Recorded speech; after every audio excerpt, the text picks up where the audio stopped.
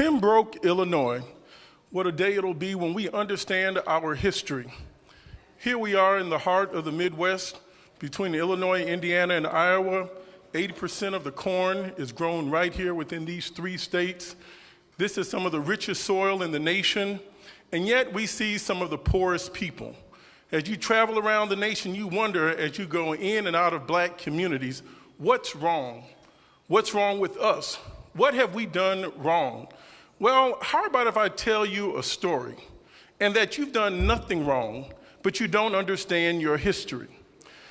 Pembroke is poor by design, and they're poor not because they don't work. They are poor because they have continuously been under assault and under unrelenting oppression. This is the example of economic asphyxiation. When all the roads go around you, through you, past you. Go down to Mound Bayou, Mississippi.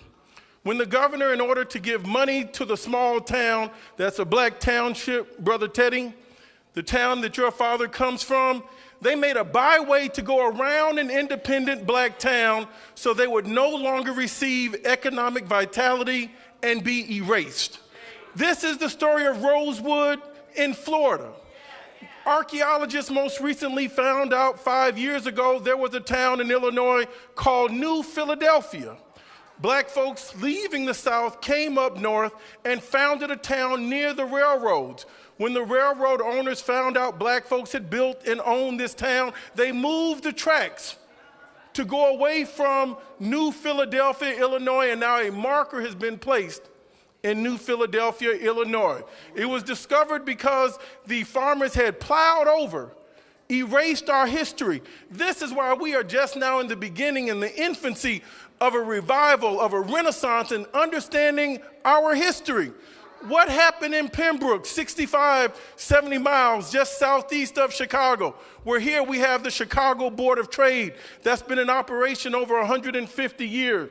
Here where we have the Mercantile Exchange, right here in the city of Chicago, where we have Caterpillar in central Illinois, where we have John Deere in Indiana, where we have ConAgra, we have all the industrial food giants, and they can't find a way for one dime to come through Pembroke, Illinois.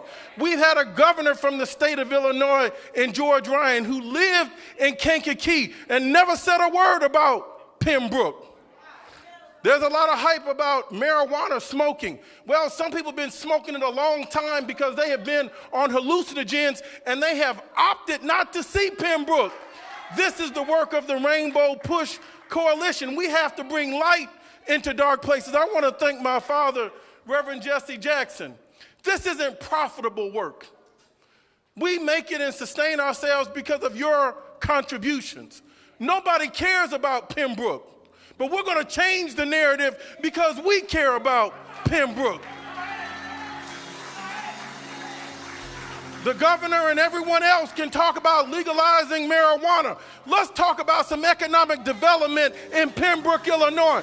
We can do more than try to get high.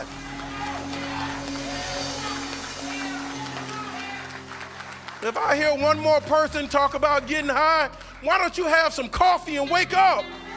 You don't have the time to be fooling around with hallucinogens. Pembroke, Illinois. Our people have worked hard. Why is Pembroke without money?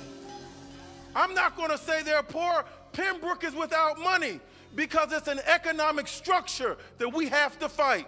Pembroke is not poor. Pembroke has been robbed.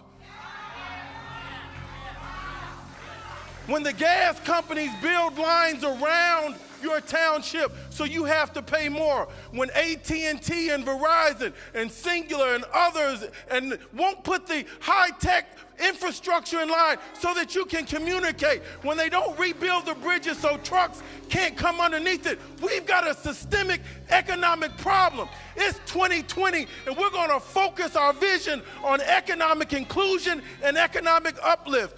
I'm going to ask my friend, Brother Ferris Evans, to come forward, and we're going to have a video, and then we're going to have our great friend, preacher, came in just from Dallas, Texas today, a friend of mine, a friend of yours, a man whom God has blessed who's taking us to greater heights. The Reverend Frederick Haynes will follow after our video. Come on, Brother Ferris Evans.